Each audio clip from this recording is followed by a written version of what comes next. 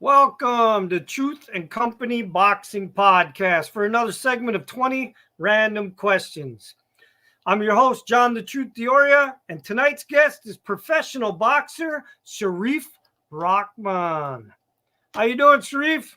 Yo, how you doing? I'm good. I appreciate you taking time to come on. And just in case the fans recognize that last name, let's clarify. Your father is the two-time former heavyweight champion of the world, right? Yes, sir. And your brother is Hasim Rahman Jr., and he is also a professional fighter. Yes, sir. Family fighters. So, speaking of that, do you have anything coming up right now that the fans need to know about? I have a Team Combat League starting April 5th, and I have a pro bout May 11th in New York, and so I'm gonna take like a week off of the Team Combat League to do that fight. But yeah, I got a couple things coming up. Okay, so you are part of this new combat league that's been around for about a year. This will be the second season. So, what team are you on? The Las Vegas Hustle. Okay.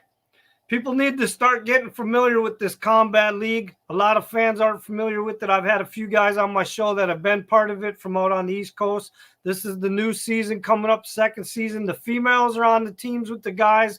There's different weight classes. You only fight one round. You don't have time to use the jab and get warmed up. It's a boxing team sport, which is kind of interesting. There's like 16 guys or 16 girls, 16 people that actually go in and fight, right? All in one night, and you guys get ranked based on whether you win or lose, and you get points, and then that's how the team decides what team wins, right? Right. Yep. You got it. So, I mean, I think it's a great concept. I'm hoping that they find a channel to start putting it on, whether it's, Pro Box TV, The Zone, ESPN, Netflix, something so that these fans can start following a team and start following some of their favorite boxers that are participating on the teams. Yeah, that'd be nice. Right now, they just streaming it on their website. Last year, they were streaming it on YouTube. This year, it's on the Team Combat League website. But yeah, hopefully, a big channel picks it up. All right, so everybody just heard that. So if you are interested in checking this out and getting an idea what it is, Team Combat League website, probably teamcombatleague.com. Is that what it is? Yeah. All right, so everybody check that out. I'm actually, I'll look that up, and I'm going to throw that in his description underneath his interview tonight so you guys can check it out. So are you ready for these random 20 questions? I'm ready. I was born ready. All right. Just so the fans can get a little bit more familiar with you and your upbringing and things like that. We did mention who your dad and who your brother was, but question one, tell me about your background and your upbringing a little bit.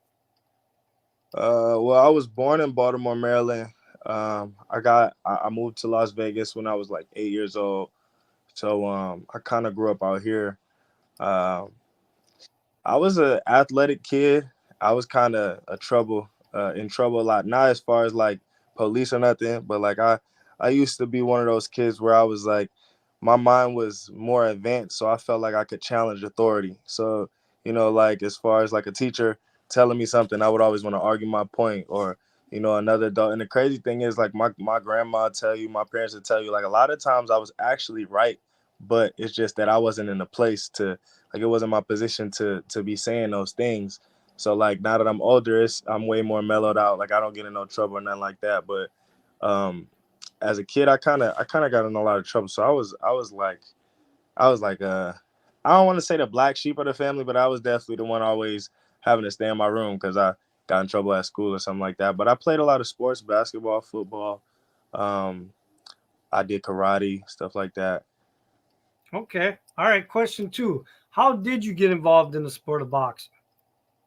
So when I was 5, that's when my father won the heavyweight championship, and ever since then I fell in love with it. I wanted to do it. I begged him to do it for 7 years straight. Like he just kept telling me, "No, you can't do it. Play basketball, play football. It's a dangerous sport. You don't need to do it." So it took me 7 years of begging him to let me fight until he took me to the gym, and then I was 12, and he took me to the gym. I was like a chubby kid. I was like 190 pounds. I was 12 years old. I was big, and they had me. They took me to the gym at Barry's Boxing. They told me they put me on the pads, showed me how to throw a jab, showed me how to throw a right hand, and they threw me in the ring to spar, just to So, see if so I had. now is your dad part of your team? Is he your trainer? He's not my trainer, but he's just my dad. He's always gonna be a part of the team as my dad, you know. But he's not my trainer, but he'll give me tips and pointers and stuff. But that's he's just more there for support. Sometimes that's better though. I believe so for sure. All right, question 3. Do you have any hobbies outside the sport of boxing? So I'm definitely a gamer. I like playing the PlayStation. I like to play basketball. I always tell people if I was 6'5", I'd be in the NBA right now. You know. But yeah, I like to play sports. I like to play basketball. I got 2 kids. I always spend time taking them places. Going. I just like to just do anything that anyone else would do. I just like having fun. I don't Okay, cool. club or nothing, but I like having fun going places. Like I'll go, um, what is it, go kart racing. Like that's fun to me. I'll go shooting at the shooting range. Like that's fun to me. I'll go play golf. Like anything. Okay. All right, question 4. If you could be any superhero, who would it be and why? Hmm. I'm gonna have to say, uh, I would be. I'd probably be Superman, cause he could fly, he could fight. And then my favorite fighter growing up was always Zab Super Judah. So I always had like an attachment to the super, like the Superman symbol and just the word super. I always liked that word. So I would say Superman. Okay. Question 5. Do you have any boxing superstitions? Um, I do like like I don't like I'm very like particular about how I warm up for a fight. Like I believe if you don't warm up properly, like you're setting yourself up for failure. A lot of times you'll see a coach like massaging their fighter's neck, like when they about to face off. I hate that. I don't like that at all. Like, don't touch me. Don't touch my neck. You don't know what you're doing to my nerves. And I don't like that. I feel like I'm superstitious about that. And another thing I wouldn't really consider as superstitious. It's more like a religious thing where I always put on my um, right glove first, and I take off my left glove first. Same with the shoes, but that's more so based on my religion. That's how the Prophet Muhammad used to do it. So that's how he took on and off his shoes. So that's what we do with the shoes and the gloves. But not too many superstitions. Okay. Question 6. What is something that your boxing fans don't know about you? Something that they don't know about me, probably the fact that I'm heavily attached to music. Music was like my first love. Like I went to audio engineering school, so I know how to like mix and master, produce, and make music too. Like do a little bit of singing, a little bit of rapping. Not really singing, more so just like making melodies. I'm not gonna Chris Brown, but I might give you a little harmony. So that's all. That's probably sounds like a plan B if the boxing thing doesn't work out. It's more so like just something that I do just because I enjoy it. I just do it because I love it. Like I already do it, and I'm always do it. So it's like a lot of times something will be on my mind, and then all I can do to get better is like throw on like a random instrumental and just vent about it through the music, or I'll write something down what's on my mind, and then I feel a lot better afterwards. So now, do you sing like R&B or rap, or what do you do? So it's like, yeah, I definitely do rap.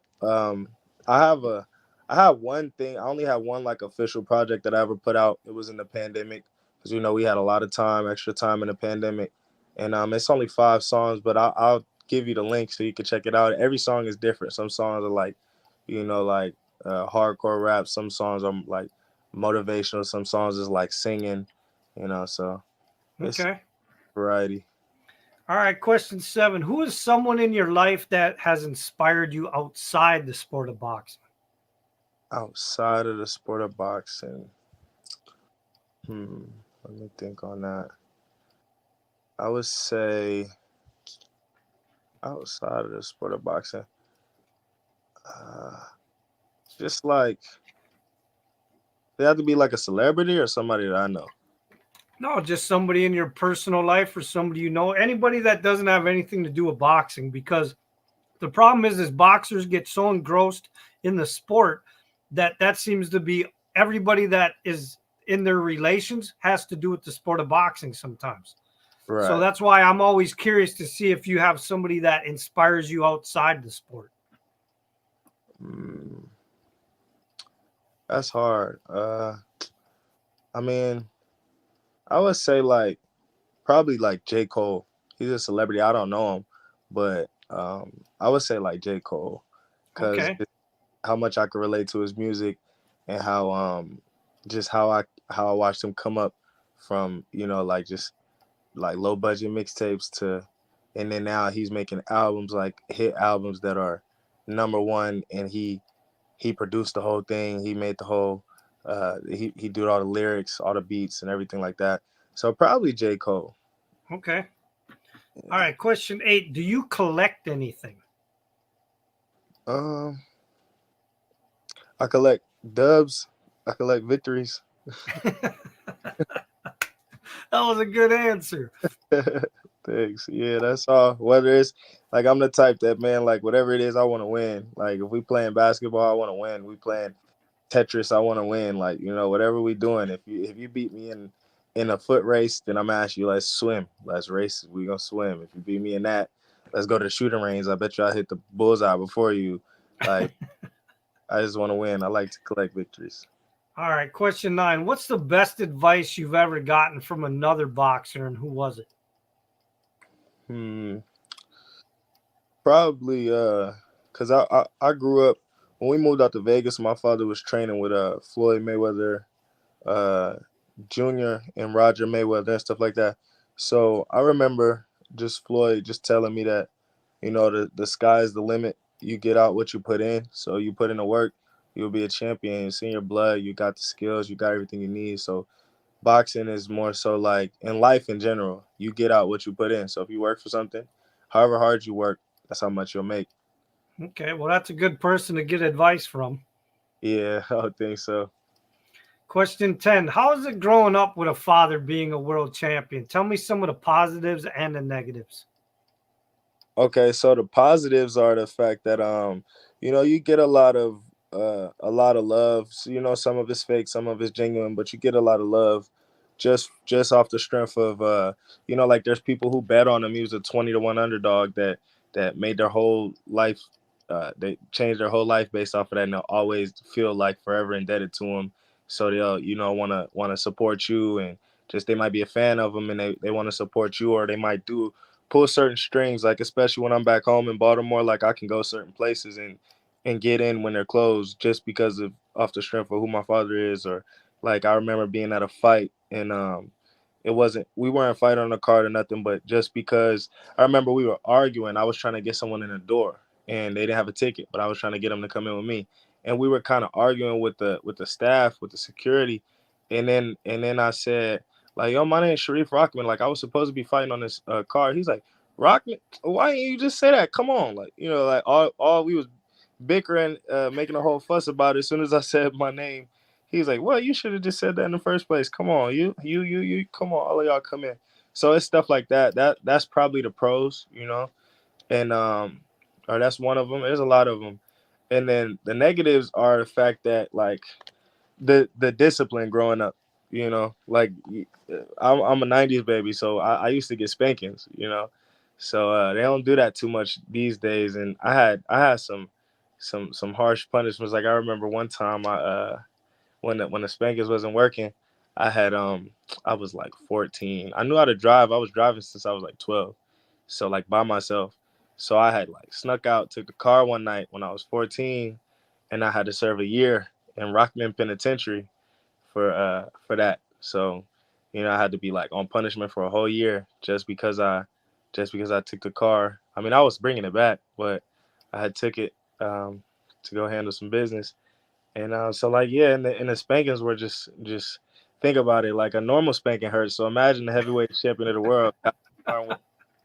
Yeah, that's just I can still feel it. I can still feel it to this day. So let me ask you: is one of the negatives? Did a lot of kids, when they knew who you were, they knew your dad was the world champion, would they try you to see if you could actually fight, things like that? And once you started becoming a boxer and you were sparring, would these guys figure out who you were and like try to really put it on you? Yeah, I mean it's always been like that. People, because they feel like you feel like you're better than them, or something like that. But I'm a humble person. Like I don't feel like I'm no better than anybody else. No matter what I achieve, like I'm always gonna be a humble person. because I've been up in life and I've been down in life. So I'm always gonna be the same person. So, but yeah, people would definitely do that. Oh, you think you all that because your father? You think you can fight because your father can fight? That don't mean you can fight. And da da da. You gotta prove yourself. So, and then me as well. Like I'm not as big as my father, so like they feel like they could take their chances on me, and I gotta show them that it's not sweet. Um, so yeah, I definitely had to go through that. Okay. All right. Question 11. Um can you tell me any advice about boxing that your father has given you? Um, it's pretty much like similar to the same thing that Floyd told me, and that's why it sticks with me so much. It's just you just work hard. It's like it's not gonna be easy. That's what he let me know from the beginning. It's a hard way to make a living. There's nothing easy about it. It's not a matter of if you're gonna get hurt. It's just a matter of when and how prepared you are for that moment. Every boxer's gonna get hurt, but if you're in dog shape, you should be able to stay on your feet. You should be able to weather the storm. So either go hard or don't do it. Give it 100% or don't do it at all because your life is on the line. Okay. Question 12. If you could box in a celebrity boxing match versus any actor or athlete, who would you want to fight? Um, Actor, athlete, give me Jake Paul. Why did I know that was coming? give me give me Jake or Logan. Everybody wants to beat up Jake Paul. Yeah, he was supposed to fight my brother a while back, and I remember all that. yeah, it's crazy. I was trying to get it to where I fight Logan, he fights Jake or something like that. But I would fight one of them. I don't like feel like it's no athlete or actor or actress or nothing like that. I would feel like I would want to do that with because I don't really have no problem with nobody. I don't have no problem with the Paul brothers either. But I just think that um, it'd be a great opportunity to show the difference in a real fighter versus Okay. Question 13. Who's your favorite comedian? my favorite comedian. Are we talking like all time or like current? Well, either way. Uh, All time favorite comedian. Um, I think I'm gonna have to go with Cat Williams. I think he's hilarious. Okay. And he's still doing his stuff now. So, Yeah, Cat Williams is hilarious. There's never been another Cat Williams. Like, I don't think we'll ever get another one either. It's like his style is very unique, and I just think he's funny. I think he's a funny guy. all Even right. Question 14. What animal best fits your personality? El Tigre, my tiger. Okay. All right. Question 15. Who are some of the musical artists that you listen to when you train? All right, so I grew up on 50 Cent. I like listening to 50 Cent. I like listening to Lil Wayne. I like listening to DMX sometimes when I'm training. I like listening to J. Cole, some Drake songs too, but mostly like if it's just a default, I'm gonna put on 50 Cent. I'm gonna put on Get Rich or Die Trying album and just let the whole thing ride. Okay. Question 16. What are some of your boxing goals over the next 5 years? So over the next 5 years, I'll be 28 this year. So I wanna. That's by 33. I actually want to be retired. So I want to have all my accomplishments done, which means I want to.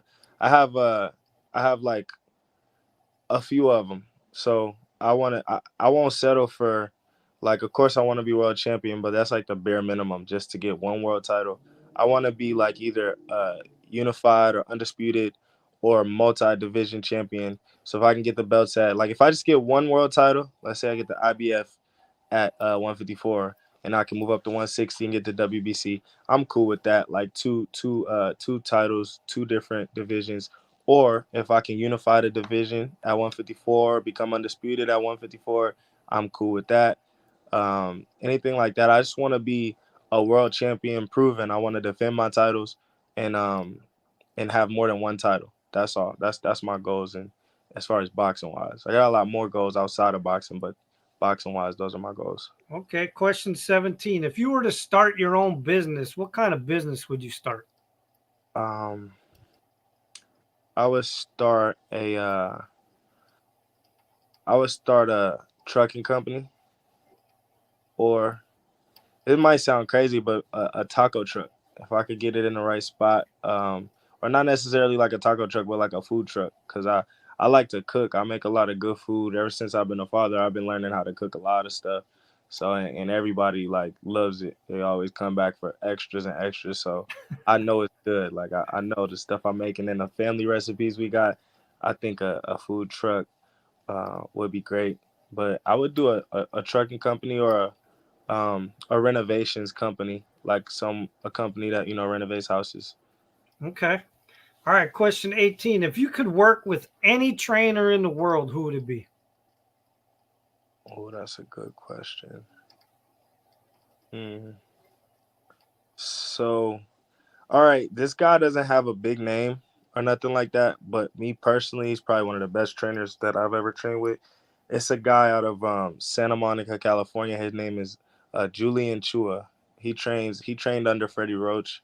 Um, he he's a really good trainer because I respect his IQ. It's like he'll see something that a fighter's doing and he'll break it down. I haven't met a lot of people in my life that can do that. I think that's why we relate so much because I'm the same way with that. And I recognize his IQ, he recognizes mine. So when we put it together, it's like, okay, I'm in here, I see things, but you're out there, you see things as well, and his pad work is sharp. So I think that's probably the my favorite. That's probably my favorite trainer right now. That's who I work with. Okay. Question 19. Are you artistic in any way with your hands as far as building things, painting, drawing, photography, mechanics, anything like that? Well, I do. I'm pretty good with photography. I'm pretty good at drawing as well. Um, yeah, I don't paint or anything like that, but yeah, I can draw pretty good. When I was a kid, I used to like draw. I would look at things and literally like draw what I'm looking at, like faces and everything. So I think yeah, it will be drawing. Okay. All right. Question 20. What's something that you're very passionate about besides boxing? Music, family, religion. Not in that order, but yeah, those things. I love music. I've always loved music since I was a kid. I even wrote my first rap when I was like 5 years old. I have music logos tatted on my skin, so I think music is up there. All right. Well, listen, I want to thank you for coming on and doing the 20 random questions. But before we end, one of the fans just sent me a question. I'm going to ask you about this. You can either choose to answer about it or not. It's up to you. I'm just going to put it out there. He says, can you ask Sharif, tell us what happened at the infamous sparring session in Mayweather's gym under doghouse rules where his brother ended up beating up a UK dude? Okay, that's a good question. A question I've been asked a lot of times, but now that a certain amount of time has passed, I'm able to speak more on it. So, all right, I'll give you a whole breakdown, right? So at the time, I was 17, just turned 18. I had won back-to-back national championships, the ringside world championships. So I was like building up a lot of what you call now clout in the gym, right? As far as the amateur, I was considered like the best amateur in the gym. So and then the second time that I fought in that tournament, I had just had a surgery a month prior to it. So and I'm young. I'm watching Floyd. I'm listening to everything. I'm watching how he's doing. I'm trying to kind of replicate certain things and how they told us to be. So with that being said, I had asked them for maybe 2 years straight, like, yo, when I'm gonna get my chance to spar you, champ, when I'm gonna get my chance to spar you, or when I'm spar on 24/7, or at the time it has switched over to all access. I'm like, when you gonna put me on all access? So he for years he put it off. One random day, we used to all just chill out. Floyd to get to the gym at like 3:30. So everyone would train by like 12:1. You'd be done by the time Floyd come in. He got the floor. So, but what we would do is we would chill in the locker room with him when he come in. So the day before all of this sparring stuff happened, he actually told me and the guy Don. He said he looked at me. He said, "Young champ, you ready to spawn all access?" And at the time, I had just got off that tournament. I won the tournament, but I never let my leg rest when I got a surgery on it. So I took like 2 weeks off. I was like, I didn't run or nothing. I was like, I was out of shape.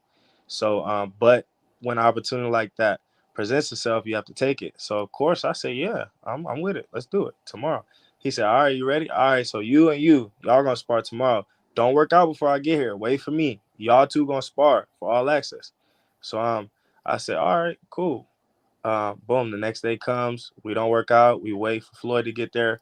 Floyd gets there, and when it's time to start gloving up, him and Ishe Smith get into a little arguing match. So now they're about to spar, and I'm like, hold on, I've been waiting on this for years. Like, you can't just skip over me. Floyd said me and you spar. How you gonna try to spar Ishe? You gotta go through me first, right? So now keep in mind this is TV, so they chop it up and edit it how they want. I have the full raw footage. I got my shots off in the first round, but the now like keep in mind this is TV though, so they chop it up and make it look how they want to make it look. So we get in there. I get in. So we end up. All right, you want to spar? All right, let's spar. We get in the ring. I got gloves on, headgear, mouthpiece. We ready to spar. And I had made sure that I personally turned on the bell, the 3 minute bell, like ding, ding, ding. Go. So I'm expecting to do 3 minutes because I know I'm not in great shape, but I know I got some 3 minute rounds in me. So when it's about to go ding, ding, ding, Floyd say, nah, turn off that clock. We not doing no clock. No, I got the clock. So he's holding the timer on the iPhone. He's pausing it in the middle of the round, resuming it, pausing. This was like a 7-8 minute round that we boxed. We didn't do like go to someone quiz. We were just doing long rounds. So it was like the first round was like 8 minutes. The second round was like 6-7 minutes. Like they were long rounds. So in the first round I got off, but after that I was gassed out. All I could do was really hold my hands up. So and another thing is that when we started sparring, I've been looking at Floyd as like an uncle because I've been out here since I was like 8 years old. Now I'm 18. That's 10 years that I've been around you. That you've been calling me your nephew, and I'm looking at it like this family. So he on my side. We get in the ring. It's time to box. Now when we start punching, he's telling the guy from the UK what to hit me with. So in my mind, I'm like, it was a little like I don't know. It felt I can't really describe the feeling, but when one of your idols is against you and this is the greatest fighter of this era, giving the opponent things to do to you, it just kind of messes with you. So, but anyway, I'm a dog. Like at the end of the day, you can't fight for him. So I was still gonna fight, but I was just more shocked. Like, damn, why he on his side? Like, it's crazy. He's supposed to be. This dude just came around a couple years ago. I knew you since I was a kid. So when we sparred, so yeah, like I got the raw footage. I don't know if I'm allowed to put it out or nothing, but I got some highlights that I could clip together highlights and make it look like I won the whole thing. But they put what they felt was good for TV. Now I spar, I take my licks. Okay, it happens. It's sparring. Who cares? It's just sparring. So now so I leave the gym maybe like 30 minutes after, and so then like an hour later, people calling me and saying like, yo, your brother up here, you good? Like what's going on? Y'all like it's just boxing. What's up? Like my brother, I didn't tell him to go up there. I didn't call him and say nothing. It's just that word gets around fast. He heard this grown man was, sparred his brother, got off on him, whatever. So he just doing what a brother would, what any big brother would want to do and go get the lick back. So he goes and spars them. They do box until you quit, and the other guy ended up quitting first. So that's how that happened. But keep in mind though, like there's some things behind the scenes. There's a lot of things behind the scenes that people don't know. Because if you rewatch that episode, I'm sure it's still on YouTube or somewhere. Go watch that episode. Right, there's a boxer named Kevin Newman, out of Vegas. He's a good fighter. He sparred. Watch the guy that Kevin Newman sparred. This is how you know it's some like it was kind of a bit of a setup because look at the guy Kevin Newman spar. He's coming off the streets. He looked like he ain't never boxed a day in his life. Why would you not, as my so-called uncle or family, whatever, even big homie, whatever you want to call yourself, right? Why would you not put me to box the guy who came off the streets who was smaller and put Kevin Newman, who's already grown and established at the time, versus this other grown and established fighter, put them to box each other. Put me to box the guy off the streets. Let me get a little hop off. If you wanted me to go up, you wanted me to be a star, do that. You know what I'm saying? But when I look back at it, I realized that I was a threat, and that's why things went how they went. Because yeah, I don't want to get too personal. I don't want to say nothing bad about them or nothing.